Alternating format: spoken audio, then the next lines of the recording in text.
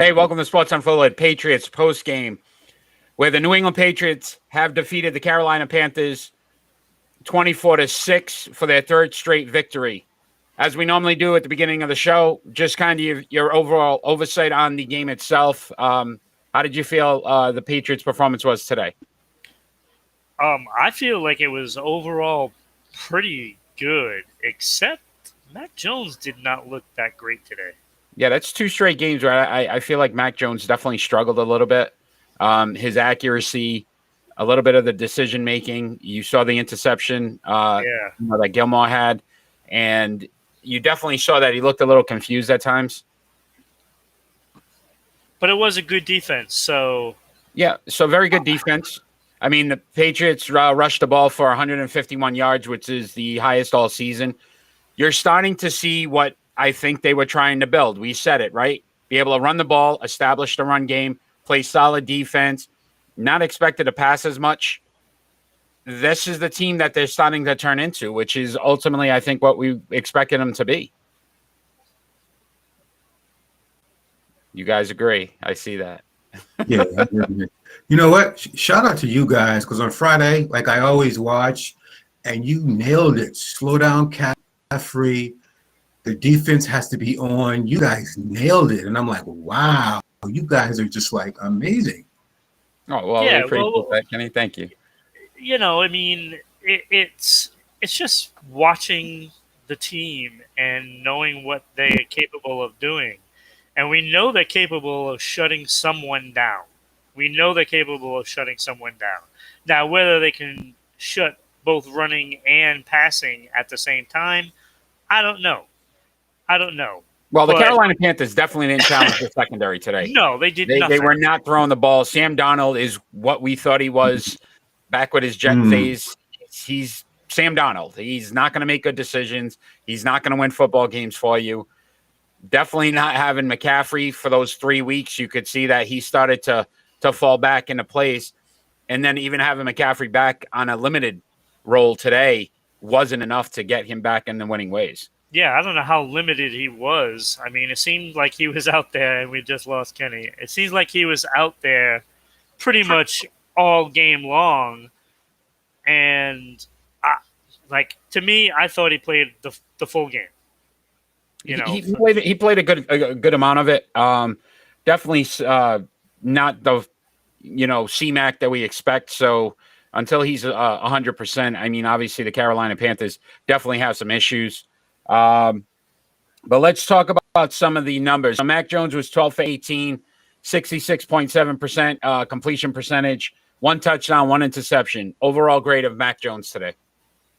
um, maybe a C minus. Yeah, that's where I was looking, C minus. I just don't. I didn't see enough of. He just seems like the last 2 weeks he's definitely.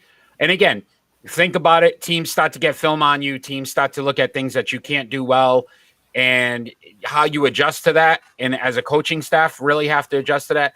I would clearly say that I don't like the fact that we run so much on first down. I feel like that hurts the team, and it seems like we're very predictable when it comes to first down. yeah. And if you get lucky and you get the 5-6 yards, great. But if you don't, it's usually a 2-yard loss. And you saw that with Damian Harris, who almost got his block knocked off at one point because they're running on the first down. And Absolutely. I can't remember his name off the top of my head, but number 53 for Carolina, I mean, basically just came in and nailed him. He almost got tackled Mac Jones and Damian Harris at the same time. That's how quick he was in there. So they've really got to try to mix it up a little more on first down. I think that's ultimately going to help them in the offense in Mac Jones. Yeah.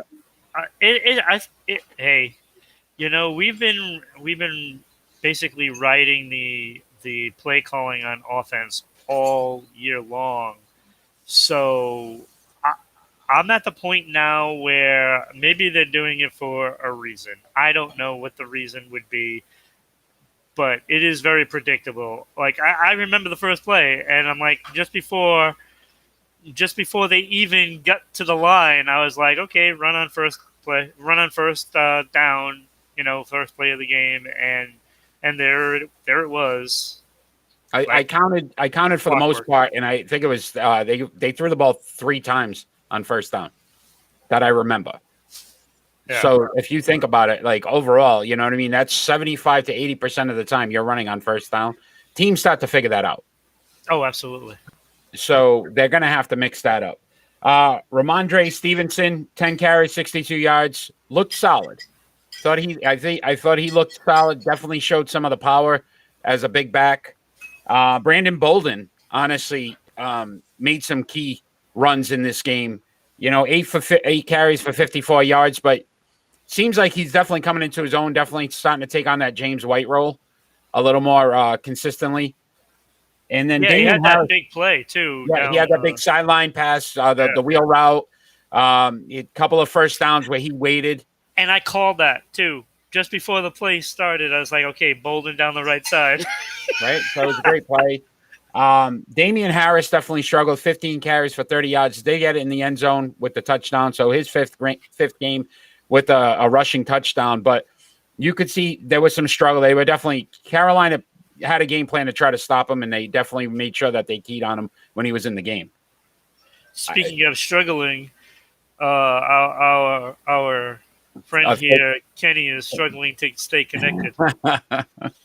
Definitely no major receiving stats that we should even discuss.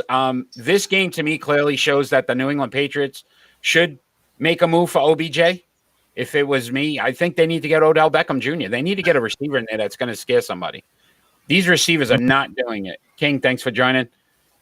Right, so this game clearly shows that we can't depend on the wide receiving core to do anything, and you need a guy that's going to be able to be a number one. Yeah, well, we'll find out tomorrow who gets to claim him. Right, Tuesday, I believe he's a free agent. Tuesday. I thought they would be able to claim him on waivers Tuesday. Tomorrow. Tuesday. Okay. I thought it was tomorrow. Tuesday. But that either way, it's it'll be interesting to see if somebody, like the Packers can somehow get him, but they will choose pretty late, I believe. I think we're like the middle of the pack. This win hurts us a little bit because it actually – so the key was they said it. If Kansas City loses today, they would be 4-5, which moves them ahead. So Kansas City would have a better shot of getting them than New England. Which would be just awful. Yeah. But they're also saying the Chicago Bears could possibly make a move for it. But I can't. If they lose today, they're not doing that. Yeah, and again, I think OBJ's already stated he wants to go to a contender team that's in a playoff race. Yeah. New England is clearly in a playoff race right now, and the AFC is up for the taking. There's a lot of teams that honestly as soon as you take over, you're quickly removed. Yeah, right. And you think about it, how many games today, went down to the wire, and teams that should have won lost. Buffalo Bills lost today, which was big. Cincinnati Bengals lost today. So we're starting to see some of those top teams lose. Let's talk a little bit about the defensive side of the ball. We saw a lot of good things from the defense today. Definitely a lot of pressure. The front seven were extremely active. Barmore, I thought, played a great game today for the defensive line. Even the linebackers core. I mean, overall, Jamie Collins with that interception, that was just pure athleticism. And the defensive backs for the most part definitely held their own. I didn't see them, overall, giving up much ground in the passing game. No, well, I mean, this. Look, I mean, who do you give credit to? Do you give the credit defensive backs, or do you just say it was Sam Darnold just couldn't? Yeah, so we know Sam Darnold's not a very good quarterback. We already discussed that. But you have to admit that the pressure that New England was getting a lot of times too was coverage. Yeah, he had nowhere to throw the ball. You saw the pressure come in, and then he's basically just trying to run around, and he's making bad decisions. And that J.C. Jackson interception where he ran it back for a touchdown, they had him rolling out, and he just overthrew it. Yeah. So again, I thought the front pressure definitely helped, but the defensive backs were in such good coverage, he didn't have anywhere to go. The only outlet they had was those little out passes to the backs. here and there, and even that at some point it was just already too late in the game. Well, that's what I was saying. Is like, so who do you give credit to? The lack of being able to connect with the receivers, or was it the Patriots' coverage? And I thought they covered pretty well. Yeah, and I'm going to give them the credit for not I would go with the coverage. allowing any space. To be honest, the coverage. I mean, they played a solid defense today. Defensively, they're probably one of the better games that I've seen them play. Even in that Jets game, yeah. They gave up some yards here and there. They didn't do that today. No, they didn't give up anything. I'd say what was the first half? Carolina had 60 yards in the first half total offense. Yeah. So that's just pure defense. Let's talk about the coaching a little bit. So, do we feel like Bill Belichick's finally got this team where he expects them to be? No, I think expectations for Belichick is way higher. So defense-wise, but not offensive-wise. Yeah. So I think we've talked about it. Originally, we said if this team was 500, we'd consider it a victory. He's got this team playing for a playoff spot now. Mm-hmm. Yeah. We're midway through the season, and honestly, they're in the playoff race. Well, you got the Cleveland Browns, and we don't know what Cleveland Brown teams is going to show up next week. If the Patriots can snap out of it at home and they win that game, then you're looking at 6-4, and that pretty much knocks down, teams below them, and now they have to play catch up. And the Cleveland Browns, if they lose that game next week, you're talking about a division that has so many good teams in it, and they're going to be scraping and clawing, trying to get back into the playoff race, and it's not going to be that easy for them. Mm-hmm. So I know we usually do this at the end of the show, but I'm going to tell you right now, Myles Garrett, this offensive line did not look good today again on some of this pass blocking. Myles Garrett will have a field day in New England if they can't figure out how to block better on this offensive line. I saw too many guys just trying to a little arm wave and trying to stop somebody. That's not going to work. And offensively, they look very good running the ball. That offensive line definitely has started to pick up some stamina when it comes to running the ball. Their pass blocking still leaves a lot to be desired. Oh, yeah. And I think that's some of Mac Jones's struggles. You could see it today. Mac got hit hard today. Yeah, and then that fumble where, again, it was the same guy, number 53, came right around. I mean, Isaiah Wynn basically just tried to, put his arm out, and I'm like, what are we doing? He has been so bad on that offensive line as a tackle. Yeah. You got to make some changes on the offensive line. So 4-0 on the road, right? So that's really good. But you know what? 1-4 at home, a little concerning. Yes, it is. Right, and your next game is at home in Cleveland. What do they need to do to win in New England this week, next week?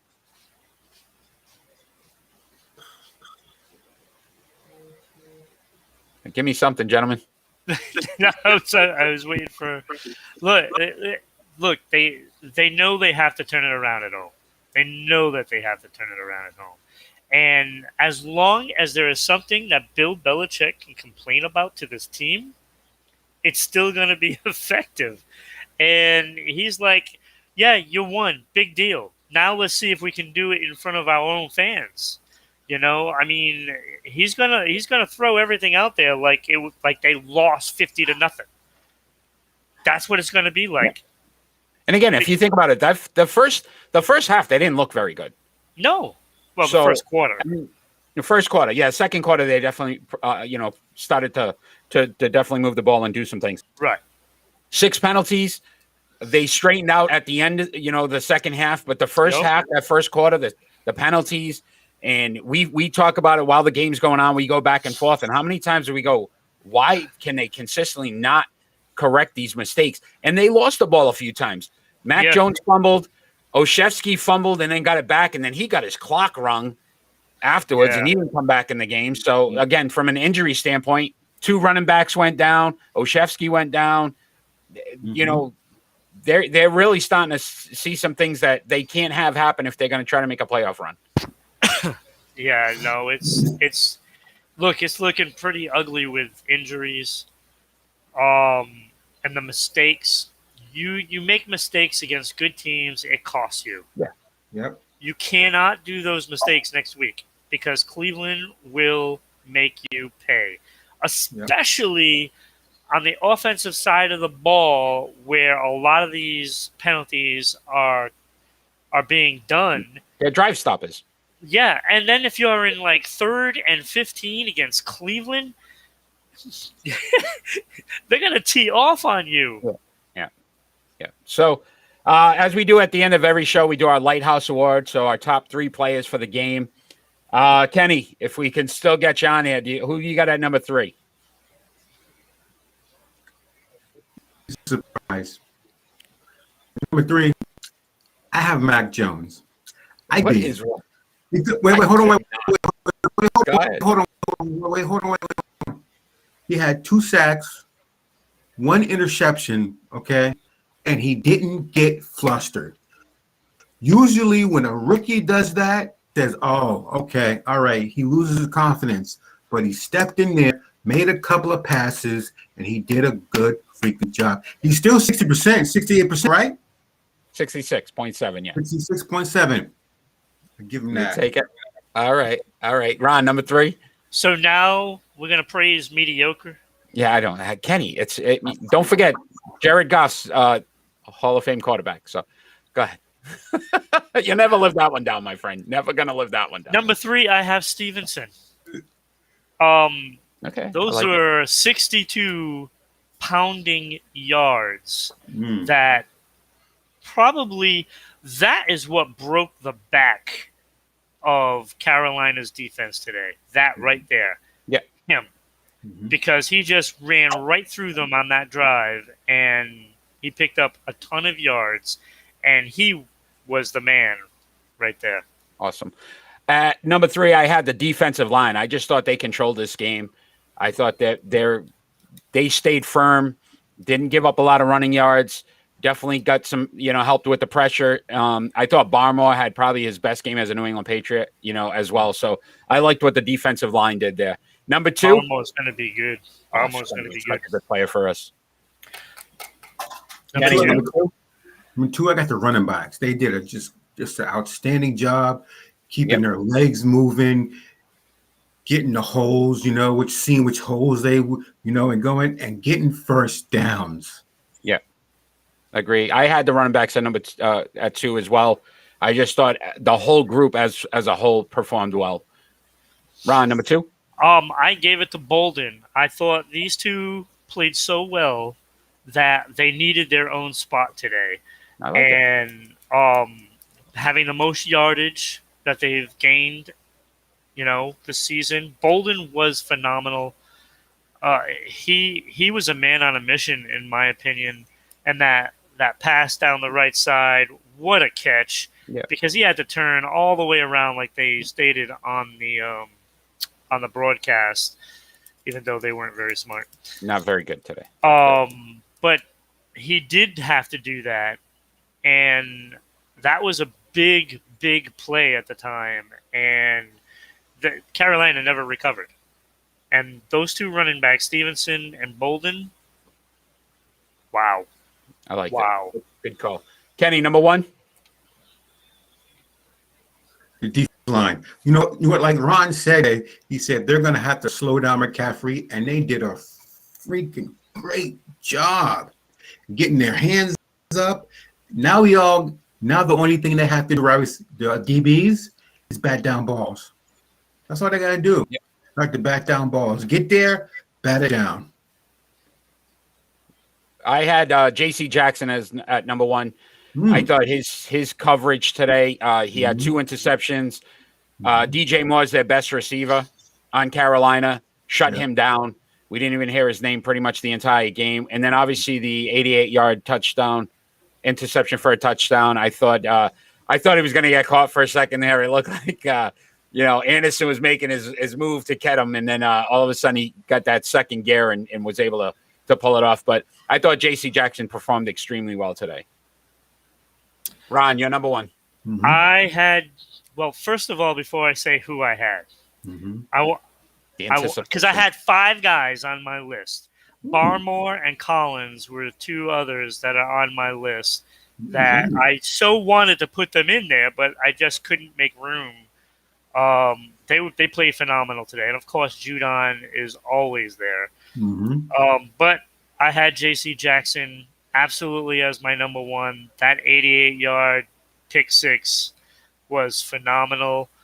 And like you said, he had another gear left to just get into that end zone. But he was fabulous. The coverage was fabulous. He was everything that we needed and more. Even without Gilmore. Yeah, Gilmore got his interception against the New England. I'm sure he was a little happy about that. That but was a pretty bad pass. Yeah, I'll take a victory any day of the week. That Absolutely. To me means a lot more. So J.C. Jackson was my number one. It was close until the second pick, and then that cinched it. He was in perfect position. Perfect position. And if you don't have a quarterback that can make that pass overhead to the pylon, then you don't have a quarterback. Sorry. So once again, if you enjoy what we're doing tonight, check us out on Friday nights. We are on Rhode Island Broadcasting every Friday night at 6 p.m. We're live, Facebook, YouTube, and Twitch on Rhode Island Broadcasting and Rhode Island _broadcasting on Twitch. Follow us on social media at Sports Unfolded on Facebook and Twitter, at SingRI on Twitter, Sports _Unfolded on Instagram.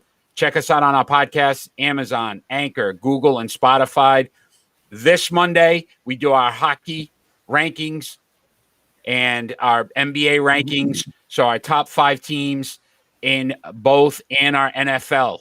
So every Monday, we release our top 5 rankings for all 3 of those conferences, leagues.